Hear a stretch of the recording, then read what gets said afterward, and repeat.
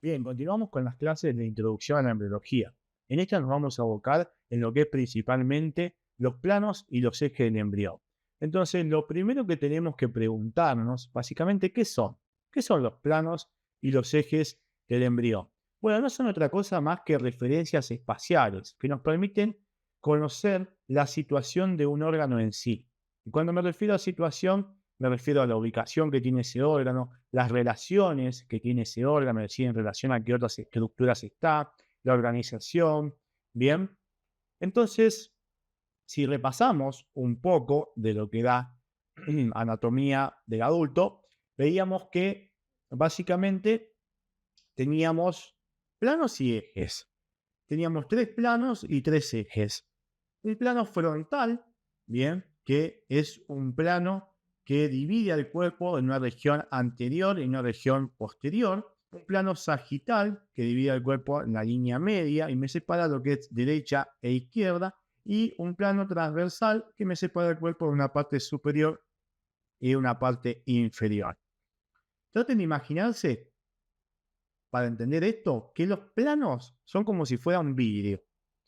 Un vidrio que viene, los corta por acá, los corta por acá o los corta por acá. ¿Se entiende? Entonces, claro, este vidrio los corta y deja una separación del cuerpo siempre entre dos partes. Plano frontal, básicamente, pasa por acá. Va a dejar una parte anterior y una parte posterior. Plano sagital pasa por la línea media y me va a dividir el cuerpo en un lado derecho y un lado izquierdo. Y el plano transversal pasa formando un ángulo de 90 grados al eje mayor del cuerpo y me lo divide en una parte superior y en una parte inferior. Por otro lado teníamos los ejes, también el número de 3, eje antero-posterior, eje látero-lateral y eje supero-inferior o cráneo caudal. El eje antero-posterior es como si fuera un hierrito, ¿no? Un fierrito delgado, imaginario, obviamente, que pasa desde anterior hacia posterior. Si vamos a la definición de eje, no se olviden que es como una estructura que permite ser de sostén para el movimiento de algo. No sé, por ejemplo, el eje de un auto. Acá es lo mismo, es algo imaginario y se utiliza mucho, por ejemplo, para ver las relaciones y los movimientos de las articulaciones. Si yo paso un fierro imaginario de lateral hacia lateral, básicamente, ese fierro que me permite hacer este movimiento con la articulación. ¿Se entiende? Lo utilizamos para eso. Entonces, volviendo, el eje antero-posterior era un eje que iba de anterior hacia posterior, lateral, de lateral a lateral, y el eje superinferior de la parte craneal hacia los pies. Entonces, en el embrión pasa básicamente lo mismo. Los planos de orientación no cambian demasiado, pero lo que cambia un poco es el nombre que le ponemos, pero significa casi lo mismo. Teníamos un plano sagital, un plano transversal y un plano coronal. El plano sagital me dividía el embrión igual, en un lado derecho y en un lado izquierdo. El plano transversal me lo divide en una parte craneal y en una parte caudal, y el plano coronal básicamente me lo divide en una región ventral y en una región dorsal.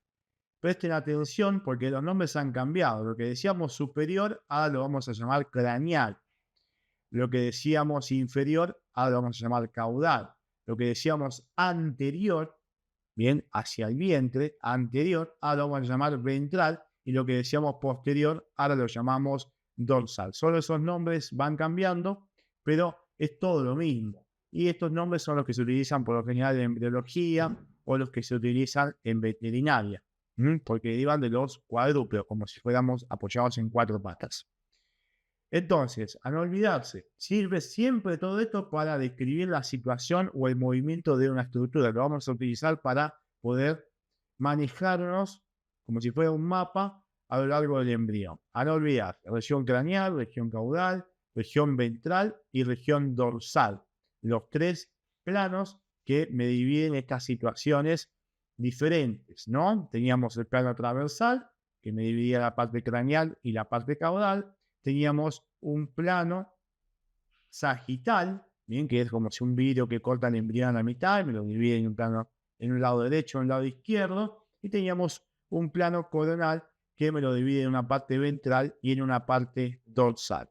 A su vez también, una vez que yo tengo trazado una línea, básicamente sagital, un plano sagital, yo puedo hablar de lateral del embrión o medial, ¿bien? Medial, todas las estructuras que se acercan a la línea media de ese plano sagital, y lateral, todas las estructuras que se alejan. También puedo hablar, obviamente, de lo que es proximal y distal, pero eso se va a utilizar por ahí un poco más adelante para lo que es el desarrollo de los miembros. Excelente, espero que empiecen a introducirse, que les haya gustado esta clase.